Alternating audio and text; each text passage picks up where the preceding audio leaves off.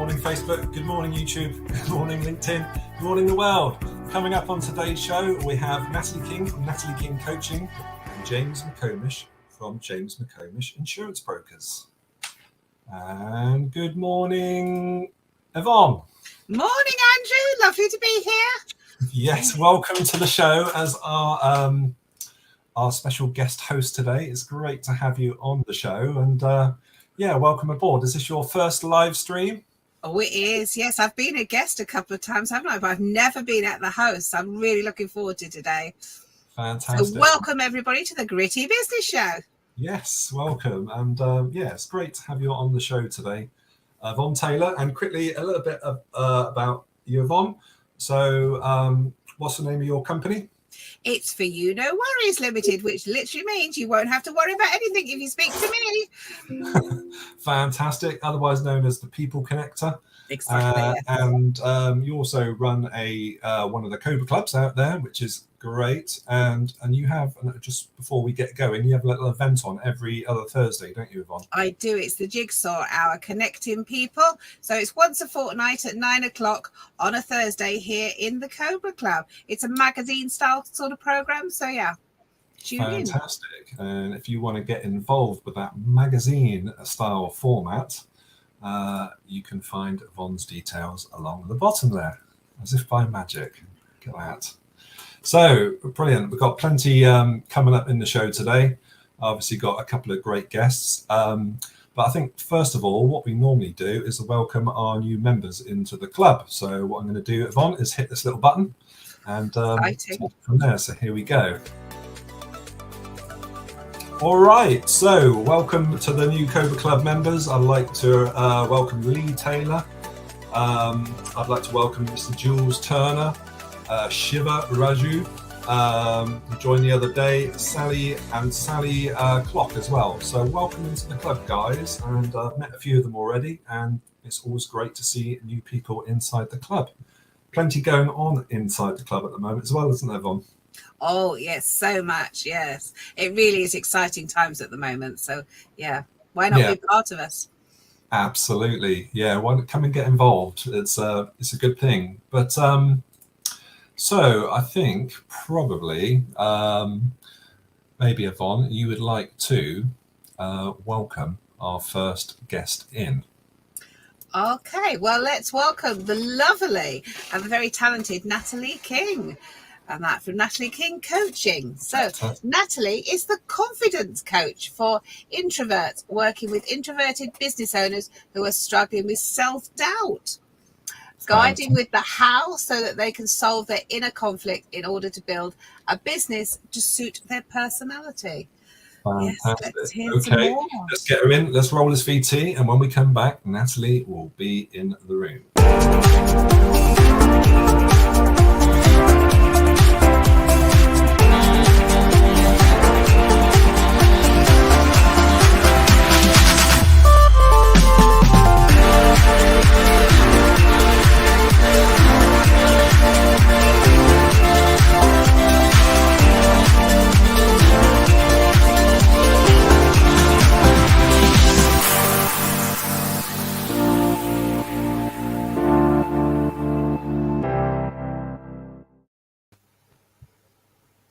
Good morning, Natalie. Good morning. It's so great to be here. Thanks for coming on this morning. Great to have you in the club as well. And what I normally like to do, Natalie, obviously we're going to talk about confidence, coaching and all those sorts of things. But really, to start with, find a little bit more about Natalie and the world you were in. How did you come to confidence coaching? Tell us a little bit about your story. Well, seeing as this is only sort of about half an hour, I'll give you the short version. Basically, I came into confidence coaching by accident, or I stumbled onto it. It wasn't a planned journey. I very much was I'm going to be employed for the rest of my life. I didn't want to have my own business. I didn't want to work for myself. I just wanted to have a job. But jobs were getting more and more stressful, and it didn't matter what job I went for. There always seemed to be that bully. I think I had bully me or victim written on my forehead. And I just got to the point where I thought, you know what, A, I'm getting too old for this. B, I'm too young to spend the next 20, 30 years being employed in jobs I hate. I don't enjoy them. And I just thought, what do I do? So I started my first business, but I needed to learn to speak to people, which meant that I did like everybody else did. I joined a public speaking club. Who's done that? Wow. I don't recommend it to anybody. Somebody who couldn't speak to anybody, I joined a public speaking organization called Toastmasters International.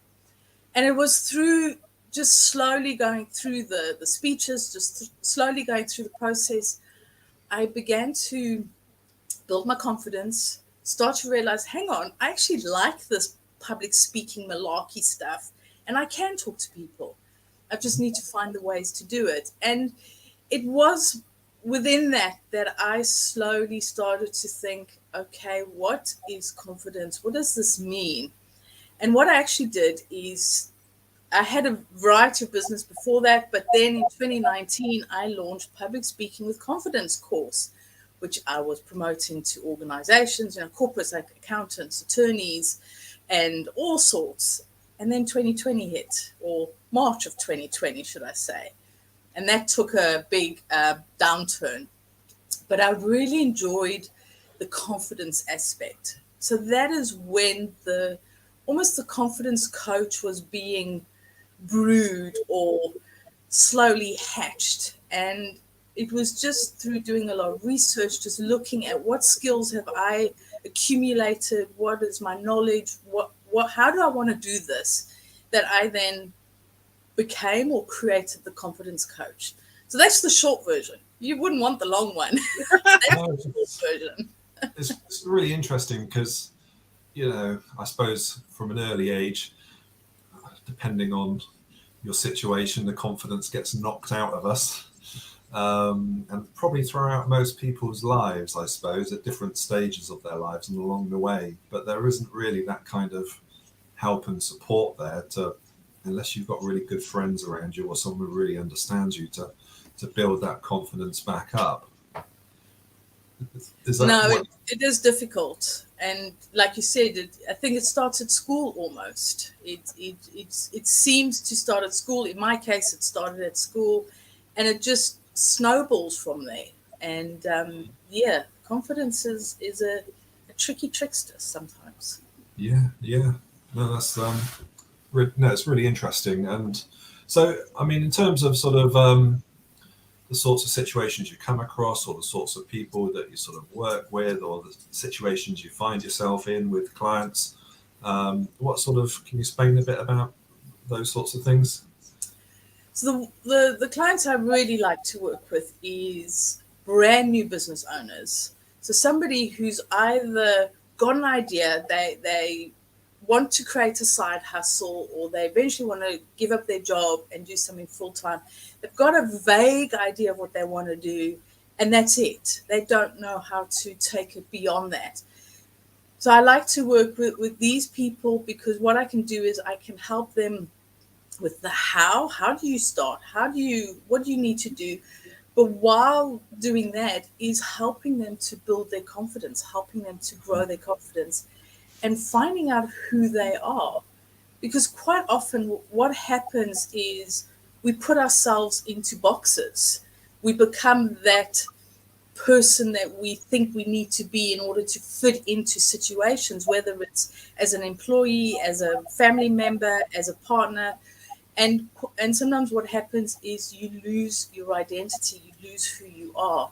And this is where I like to then help that new business owner is finding who they are, and then working out how they can build their business to suit them, to suit their personality, to suit who they are. And instead of wanting to fit into that box of all those you shoulds, and this is one thing, as I say, is you stop shoulding all over yourself.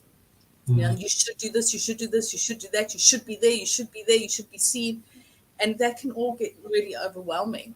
And not all these shoulds suit all personality types. So this is where I really like to come in and almost take this business owner and launch them out into the big wide world so that they can fly out on their own. And that's one way that I like to work with people. But then there's also those who've been in business for a few years and have hit that plateau, have hit that, do I carry on? Do I quit? What do I do?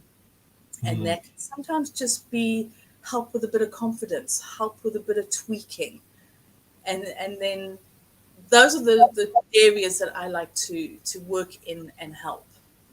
Yeah, I mean, I guess, you know, we all started in business. And how long ago did you start, Yvonne, in business? Oh my goodness. Well, it must be 2014. I was looking on the register. Funny enough, yes. Yeah, quite a while ago now. Time flies when you enjoyed yourself. Yeah, and you know what I've noticed with sort of startups, and you know, having started up myself at some point, you know, it takes a while to discover yourself as a business owner, doesn't it? Who you are, and back to that should. What should I be doing? Should I be on the phone? Should I be talking? Where should I be going? What should I be doing next? And it's very hard, and it's just like wading through treacle sometimes. And I guess you see all of that, don't you, Natalie? Yeah, and it those shoulds can get exhausting, can get tiring. I've fallen into that should bracket and tried to do everything that I should be doing, but it's exhausting. It's overwhelming, and it ends up you just wasting a lot of time and effort. And this is where a lot of smaller business owners or solopreneurs quit or give up because they just find it all over the place. And especially if you're introverted, the business arena can appear very noisy. So it feels like you're constantly like being on Piccadilly Circus, you know, just loud and everything. So it's just my way to take the experiences and the lessons that I've learned and to help support and empower these solopreneurs to fly. Yeah, because you know, there's two things you can do. You can obviously sit back and do nothing and let the world go by, or you can stand up and start shouting above the noise. You know, depending what kind of arena you're in. You know, like I say, I do recognize that it is quite noisy, especially out on social media, and you know, there's a million other people that do what I do, and yeah, it's just having that confidence to believe in yourself. When I started the Cobra Club, really the only thing that was holding me back was my own confidence and my own anxieties into what other people might be thinking, and that was that real sort of fine tipping point, and it could have gone either way, but you know, you can either decide to push through it, or you can just sit there and yeah, suffer the consequences, I suppose, by not doing it. I guess that if you try and fail, at least you've tried, and you can always look back and say, I gave it my best go. But if you don't try, then you're always going to look back and regret. And so I suppose, you know, part of your process is helping people to be the best and try the hardest. Is that right, Natalie? It is, and it's also about learning from failures. Failure isn't a bad thing. Failure is actually a lesson, and we can learn from them. I mean, if you think of Thomas Edison, how many failures did he have before he created the light bulb? I mean, you look at Richard Branson. I mean, some of his failures have been spectacular. But the thing is, you learn from them. I've failed so many times. I've learned, okay, that doesn't work. That works. Does it just need a little tweak? Failure doesn't have to be catastrophic and a big bad thing. It can just be, okay, that didn't work. What needs changing? And this, I think, is where the confidence plays in, because failure can be seen and appears to be a bad thing, but it's not. It's a lesson, and we learn from failure. I think a lot of it is some people don't like asking for help, and that's a big thing. You've got to know if you can't do something, then someone out there can help you do it. And the biggest hurdle is actually going out there and say, can you help me? And a lot of business owners think, no, I can't do that. I've got to do it all myself. Otherwise I am that failure. So I think the first lesson is stop and ask for help and find people like yourself to go and support them. Definitely, Yes. definitely. So obviously, when you're working with people, how do you find out if they're introverted? I mean, is that the first thing, is to work them out on a scale? Because we've all done those tests, haven't we? Yeah, those tests are great. Some of them are just for fun. I find out sometimes people know if they're introverted or not. I do get them to do a couple of the tests because it helps to show your strengths, show your weaknesses, give you an idea of who you are. I don't like to use them as labels, but I think they're a great starting point, especially if you are unsure. And I've used them myself to help guide me, help me to understand something about myself. And sometimes I think, no, that's not right. So, you take it with a pinch of salt. But it's usually through talking with somebody, through seeing how they like to do things, how they react to things, how different situations, what they do with them, that I then start to get an idea of whether they're introverted or extroverted. But it's up to the individual to be open to who they are. Yes. Random voices coming out. That's Yvonne's hotline going off. I know. So just shows, you see, it's all these connections in the Cobra Club that keep ringing. She's in demand. I mean, believe it or not, I do this show and I set up the Cobra Club and I front it and all of that. But even me, on the introvert scale, I am on the introverted scale. But what I learned quite early on is if you put yourself out there, you can get through these sort of things, and eventually they do get easier. Which leads us to our next question, Natalie. So let's say I'm an introvert. What would be your 3 top tips to help me to move to that next level? So don't answer just yet. I'm going to hit this button. Here we go.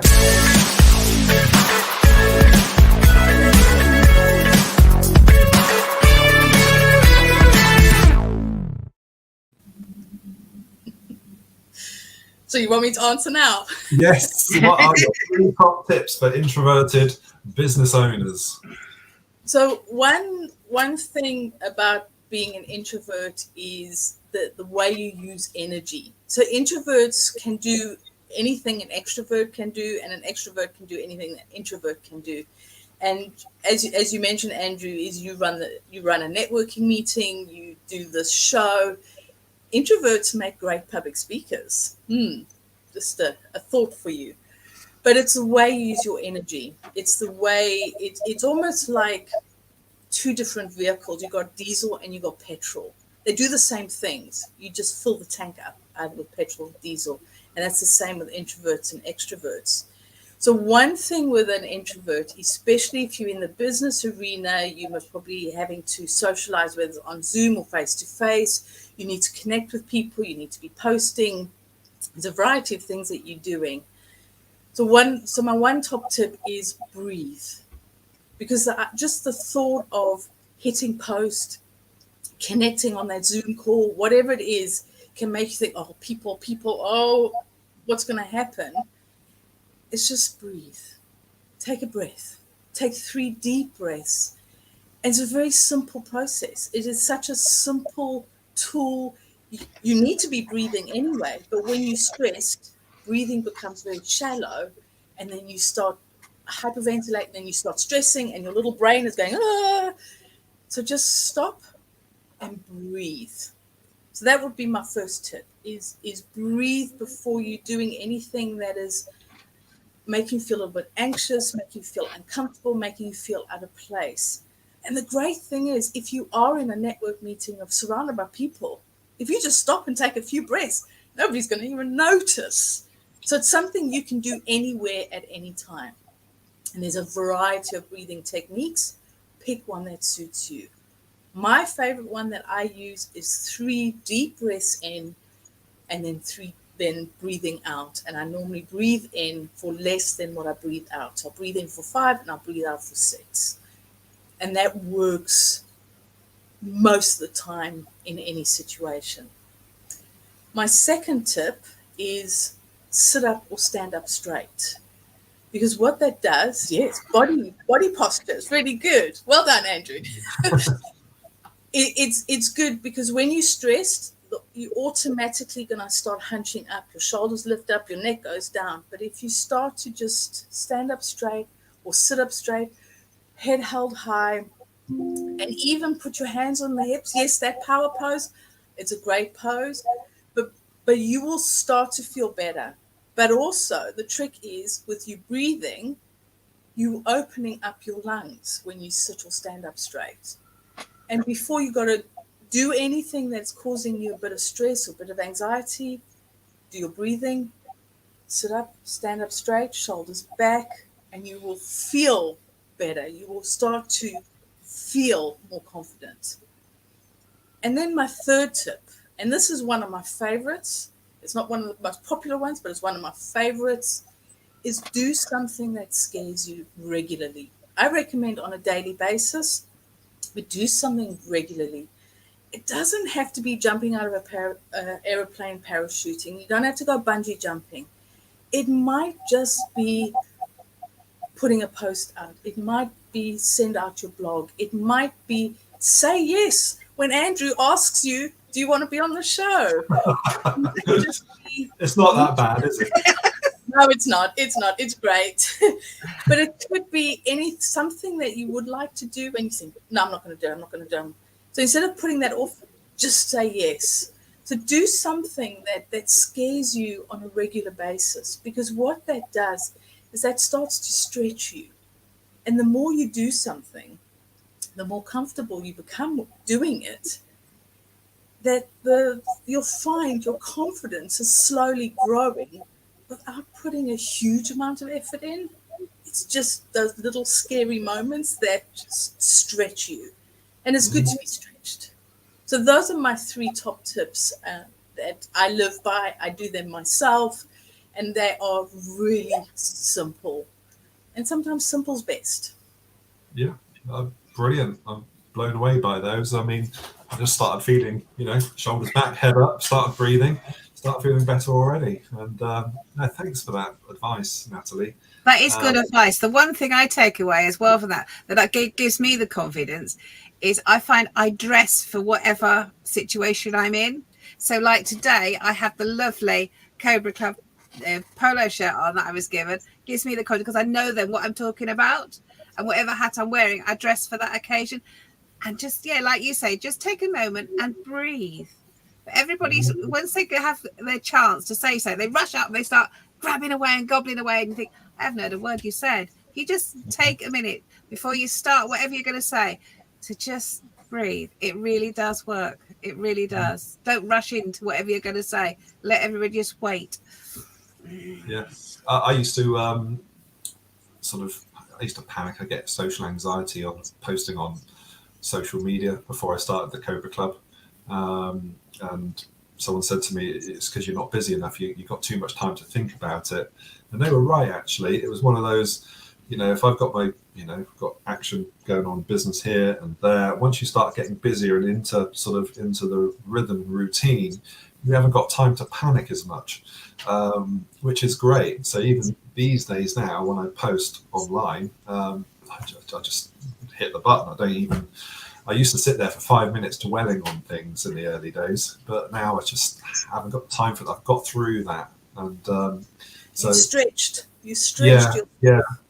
And I think for a lot of new business owners, it is that social aspect, social media, networking, going to events where you don't know anyone, you are that person in the corner, and all these sorts of things. And I think definitely, Natalie, you're the lady to help with those confidence issues. So how, because we're running out of time now, Natalie, but how would someone work with you, and what's the process? Is there a free consultation, and how would someone contact you? Yes, they can contact me through LinkedIn or through my website. Those things that are flashing at the bottom of the screen. I do like to have a conversation with somebody before I work with them to see if we're the right fit and to get an idea of what they're needing, because my programs are tailor-made in some aspects. There are certain elements that I have in my programs but the majority of it is tailored to the person, because we are all different, we are all unique, and I like to fit my work around who I'm working with. I have a intensive 6-week course program that you can do, or 6 months, and that one you get accountability, a lot of hand holding, and obviously you start to put into practice what we work with. So those are the main ways to work with me, but all the information's on my website.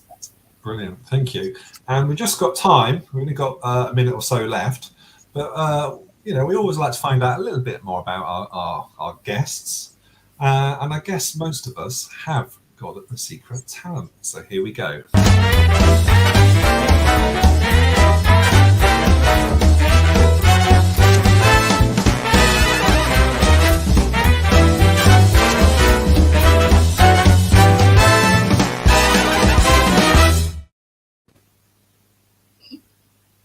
What's your secret talent, Natalie?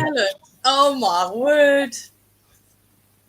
The more chaotic life or anything becomes, the more focused I can become. And I never realized this about myself until sort of COVID. But if there's a very intense rug pulled out of you situation, that's when I get the most clear, the most I can work things out.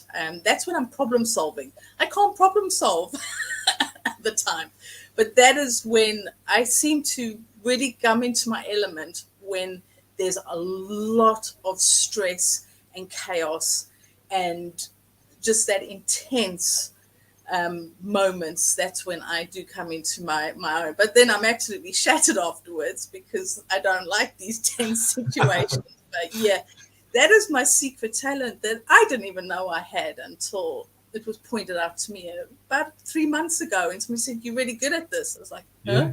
Okay." Brilliant. Fantastic. Thank you, Natalie. Great to see you on the Gritty Business Show today. Wish you all the best in your business. And just for members out there, just very quickly, you're running a workshop now, which is the first Thursday of next month. And that's in the Cobra Club. And what's that about? So it's all about goal setting and helping you to set your next steps, your action steps, and having some accountability in there. And I don't do the normal SMART goals. So you need to come and actually see what type of goals that I do help with. But this is a way that you can set your goals and have those next action steps that you need to take. Brilliant. Thank you so much, Natalie. We'll wish you all the best, and we'll see you soon. Take care. Thank you. It's been great to be here.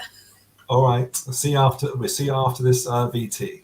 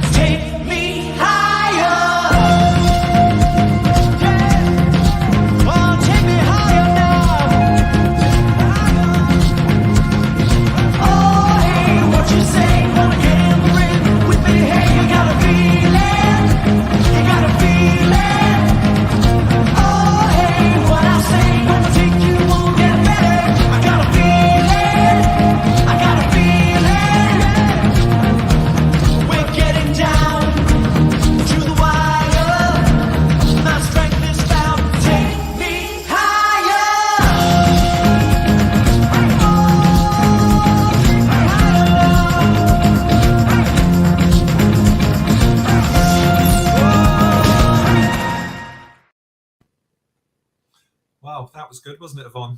Oh, fantastic. Who wouldn't want to be a part of this fantastic business community? Yeah, absolutely. I mean, you learn so much off, people like Natalie, because she has a little slot on your networking event where she gives us word for the week, doesn't she? Yeah, the thought for the day. And do you know what? She really is. So there's so thought-provoking. It's unbelievable. So, yes. Yeah, no, well done to Natalie. And yeah, Awesome stuff. So, Yvonne, I wonder if you could introduce our next guest and read a little bit about James. Okay. Well, we have the very delightful James McComish from McComish Insurance Brokers Limited that he set up in 2010, and he specialises in commercial insurance. So can we find out more, please, as we all have commercial insurance for our businesses? Fantastic. Roll his VT, and here we go.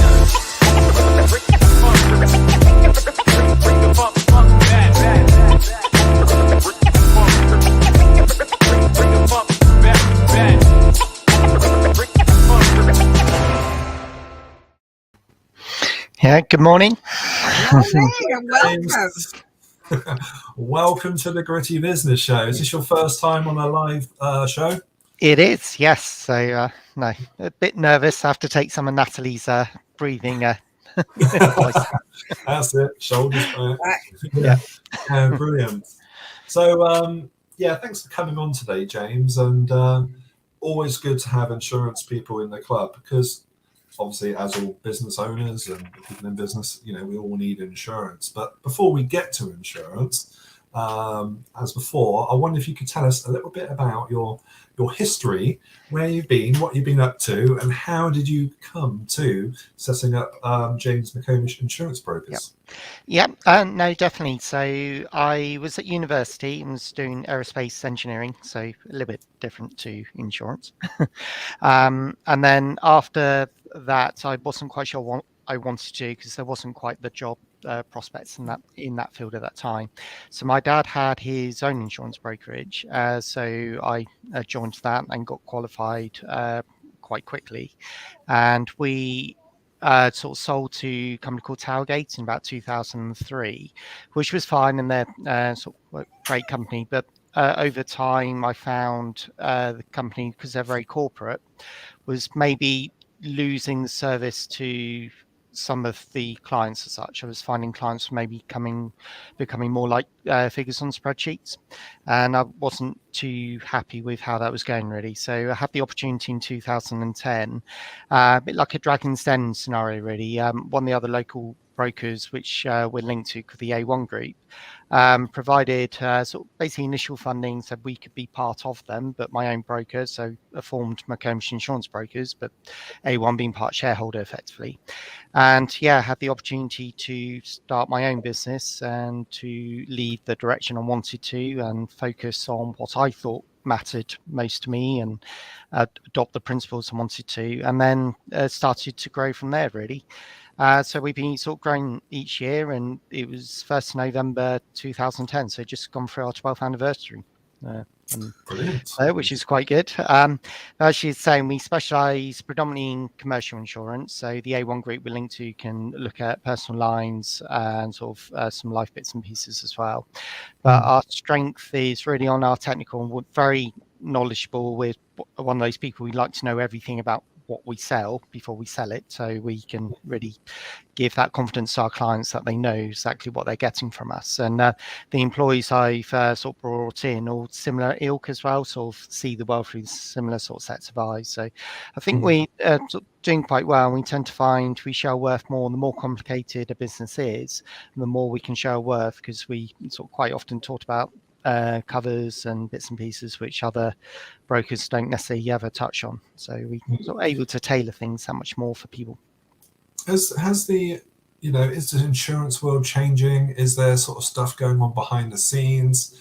Is it the same as it was 5 years ago for either startups or more larger sort of established firms? What's the word on the street? The word on the street actually is, as time goes by, I think the FCA, who regulate insurance, decide to find a few more things to get their teeth into. So it becomes quite hard for new startups these days, and really the only way for a new startup to get going is either become part of a network, and interest is a network called the Cobra, network, funny enough.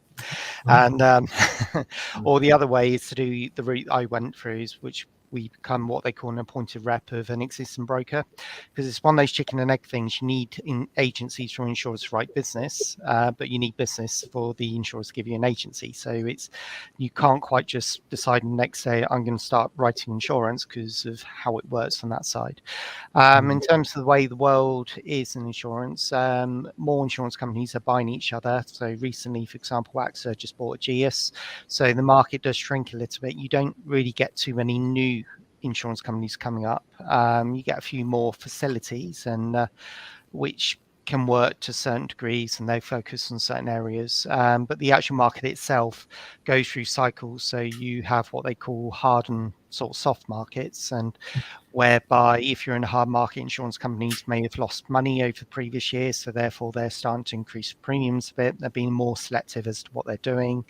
If you're in a softer market, then the insurance companies are a little bit more relaxed and sort of maybe not as selective with what they do, and that tends to go in cycle. And we're sort of what they consider in a hard market at the moment, whereby sometimes insurance companies just decide they don't want to write a certain piece of business anymore, and creates a few headaches on the way sometimes. I'd imagine so.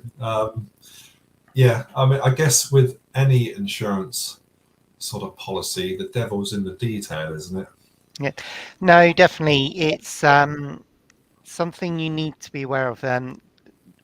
In all insurance policies, you get what they call terms and conditions, and so you will have within there, it will say you need to adhere. For example, with security, you might have to have certain locks. If you're doing any heat work, you need to be conscious of what they're saying. So it's you need to be very careful. Whereas, like with Facebook and Google, quite often they will update terms and conditions, and I'm pretty sure 99.999% of us just scroll down to the bottom, just press accept.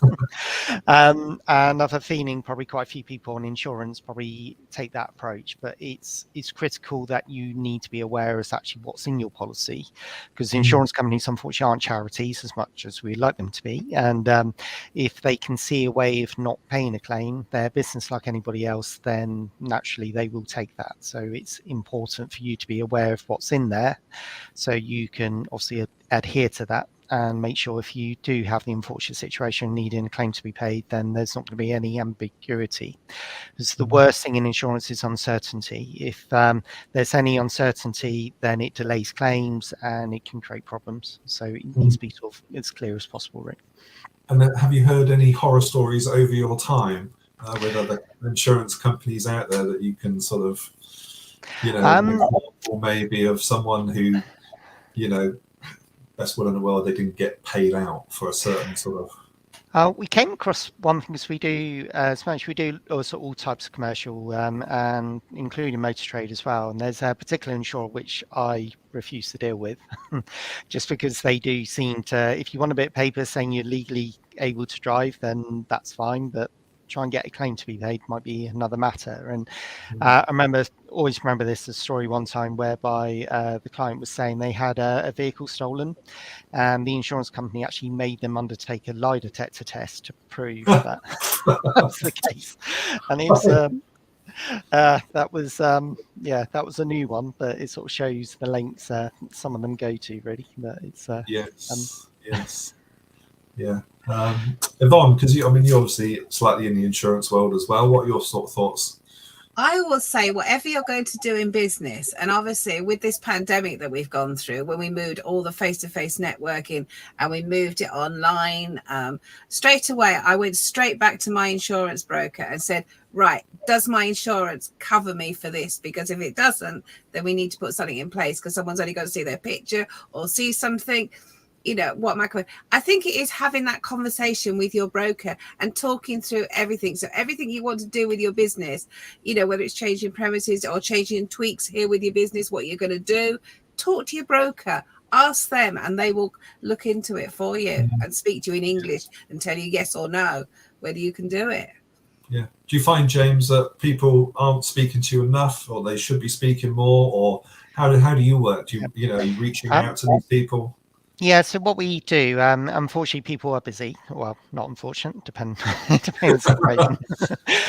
But because people are busy and insurance isn't always at everybody's top of their list to do. So if they might buy some new equipment, start doing something a little bit different, they will just get on and do things and not worry about insurance. But it is critical that within insurance, the insurance company needs to be aware of exactly what you're doing all the time. So if you start changing some of your activities, for example, you were manufacturing, now you're doing some repairs on site or that side of thing, then the insurance company needs to be aware of that. You can't just assume that your insurance company will just carry on covering you as you were before.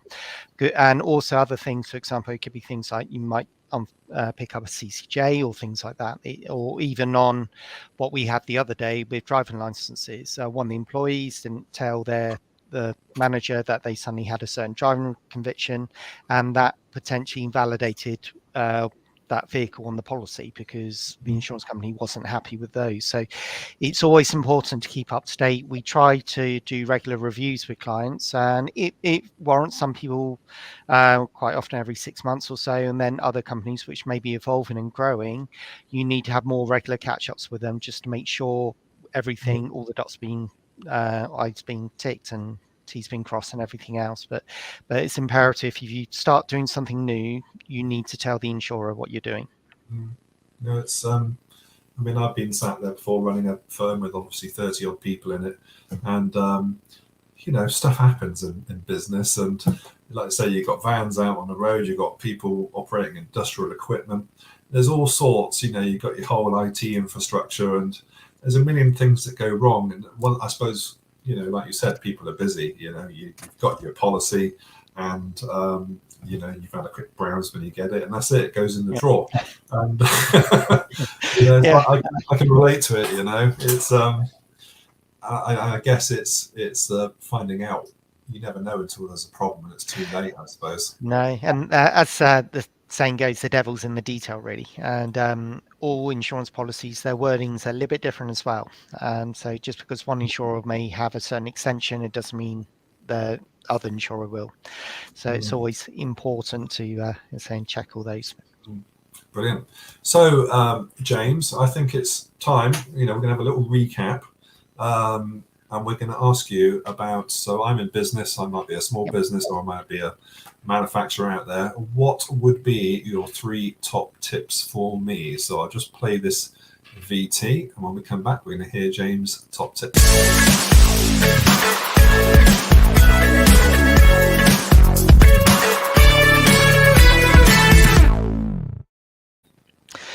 Yep, so I think probably touched on some of these already, but it's always good to recap. So the first one is business description. Make sure your business description on your policy says what you do. Because if you're doing something that isn't shown within there, then it gives the insurance company an escape route. That's the first thing they will look at to make sure that ties up really with everything you're doing on there. The second tip is really terms and conditions again. So again, read your policy. Check the terms and conditions. The main ones to look out for are really security condition. You've also got an electrical condition as well. Some insurance companies will put that in the wording. Others will not, and just rely on having to comply with legislation. But generally, every 5 years, you need to have an updated electrical certificate to make sure that's all accurate. And there's also other conditions such as heat work in particular, if you're doing anything there. And every insurer is very different on there. And the third tip is really sum insured. So if you've got a building, we know inflation is going through the roof literally at the moment. Insurance companies are index linking sums insured, but again, everyone's applying a little bit different. And the index linking, if your policy was set up in, say, January last year, inflation was probably at a different point in January last year. So the index linking the insurance company was applying is maybe no longer adequate. So you need to keep an eye on those. And also insurance companies, they can do their best. But again, if they're following inflation in different sectors is different. So for example, in terms of cost of materials, building materials, that's like to potentially, from what we understand, being higher than it is in some other things. So it's important that your sum insured on the policy is as accurate as it should be. The way to do that, you can get a valuation report done, which is fine. You can get a quantity surveyor, but that's normally quite expensive. You're normally looking at least £2,000 to do that. There is a facility out there called Rebuild Cost Assessment, which is they provide a desktop survey, and it's only about £140, and they're RICS qualified, so nothing, we've got no tie-in or anything like that at all. But for only £140, they can give a valuation of the building, which gives you that more peace of mind, because it's so uncertain at the moment. And the issue you have with building sums insured, if, for example, your building should be insured for £1 million, for example, and you're only insured for 500,000, then you're 50% underinsured.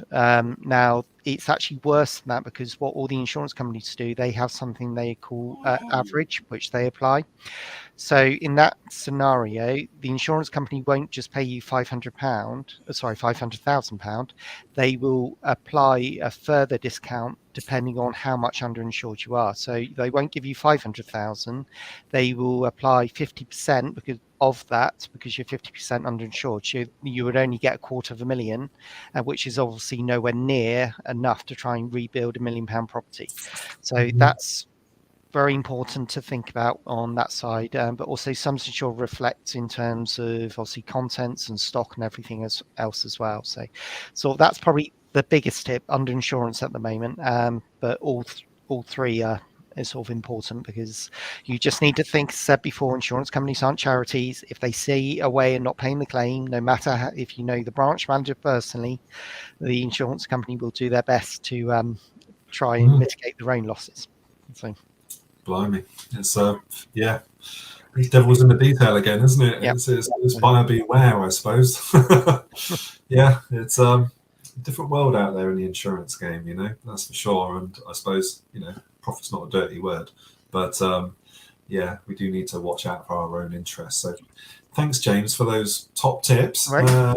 Yeah, no, that's brilliant. And but James, we like to find out a little bit more about our guests. And we'll come back to how we work with you, etc. in a minute. So you're going to have about 32 seconds to think about your answer. So here we go.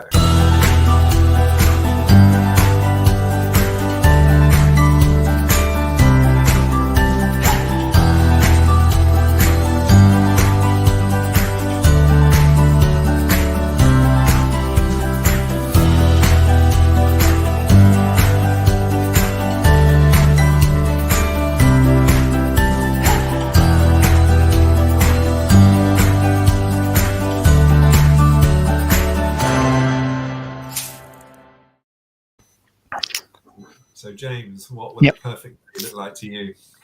Sorry, what was that, Andrew? So, what would a perfect day look like to you? Perfect day. Difficult one to say, really.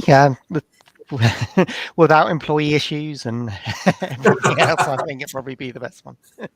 So, no, I think a perfect day, if we had a client that's would really like our help, and we had a really good day yesterday, actually. Somebody asked to come and see us, and they just weren't getting the service they were getting from the existing broker. They had a claim, and the broker just wasn't interested, and it's still ongoing months later. And so they were quite happy to sort of deal with us. And yeah, sort of where we see there's a client that's got some problems that we can really help, and we know we can make a difference to them. I think that's sort of what brings a smile to our faces, really, because we know we're sort of doing something.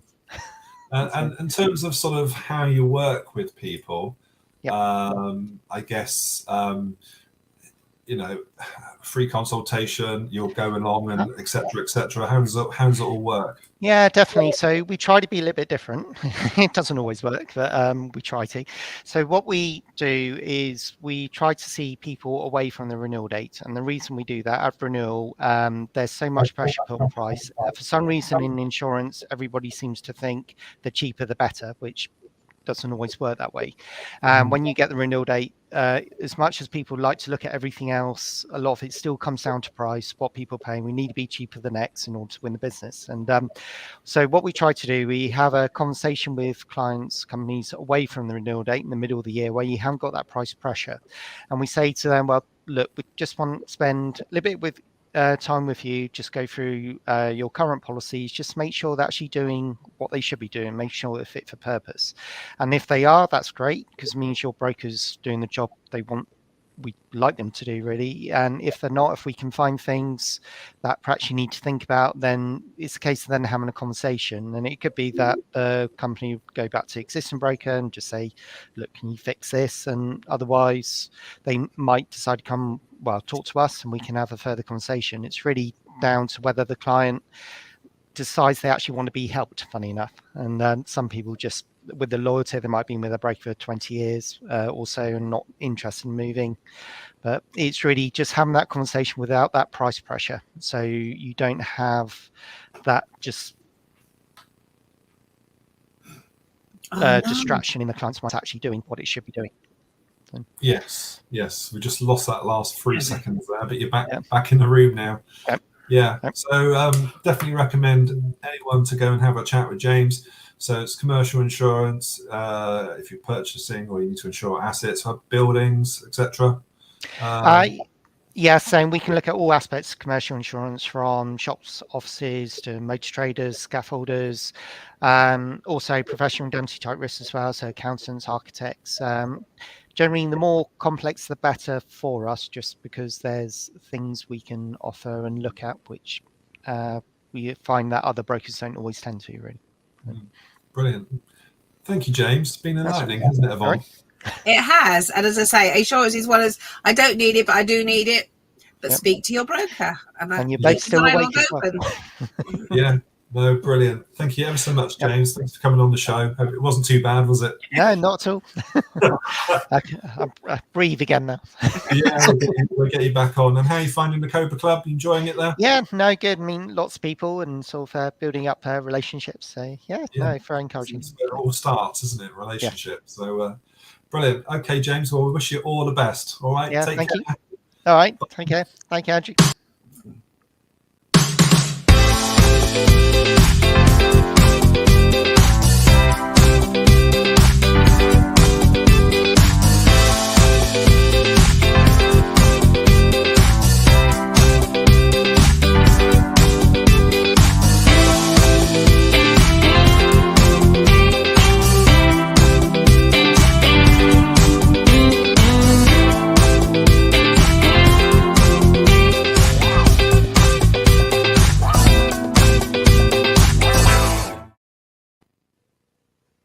Wow. I feel like we've learned a lot today, Yvonne. Actually, they were two fantastic guests today, weren't they? And I mean, obviously, insurance plays a big part of my life because obviously I speak about it as part of For You No Worries. And yeah, it is one of those subjects that you need to keep an open dialogue with your broker if you've got a business and you're tweaking things. Even if you're buying new computers and equipment, are you covered for them? You know, it's just silly things, but keep the dialogue open with them. Yeah, no, that's great advice. So, I want to say big thanks to James McComish and Natalie King today. Fantastic guests. Next week, who we've got on the board, we have got Jackie Barnes, who's working with sort of young adults, I'd say, and young children, and Naomi Johnson, who's a LinkedIn guru. So that'll be interesting. So we're looking forward to that. So, Yvonne, I think it's time for us to talk about the events that we have at the Cobra Club. Yes. Come on then, let's go for it. I'll go first. When we get to yours, regardless of the order, you can introduce yours, okay? Oh, all right then, okay. So here we go. Don't forget to unmute your microphone when I It's unmuted. I'm ready and waiting. Okay, here we go. All right, Cobra events every week in the club, starting off with Monday Motivation with Ed Williamson. Monday at 9 a.m. to 10 a.m. Oh, then we have at 12 o'clock the lovely Nicholas Holmes with Believe and Achieve on wellness events. Why not come and join Nicholas at 12 o'clock on a Monday? Fantastic. Next up, the Coffee Collective with Christy and Hannah Matarazzo. Weeklies on Monday from 3:30 p.m. Round off your Monday evening in Birmingham with the lovely Zaf on digital networking event Monday Mayhem, 7 p.m. Fun and more. Next up, Judas West from Quest to West, weeklies on Tuesday, 10:30 a.m. to 11:30 a.m. That's always a good meeting, that one. The Cobra Business Quiz with Dave McKenna. Who could not afford to be there? 3 o'clock. Join us. Awesome. Next up, we have the Make It Happen Hub with the sales guru, accountability leader Elaine Atherton. Accountability Hub for small business owners, 9 a.m. Then we have David Lockett at the Investment Lounge. I'll chat over a coffee with him and find out more about your investments at 10 o'clock on Wednesday. Awesome. Next up, we're meeting talents Wednesday nights at 7 p.m. It's actually to 8 p.m. now, but Wednesday evenings, meeting talents. And every other Thursday, we have the Jigsaw Hour, an event not to be missed with a magazine-style format. So come and join us at 9 o'clock every other Thursday.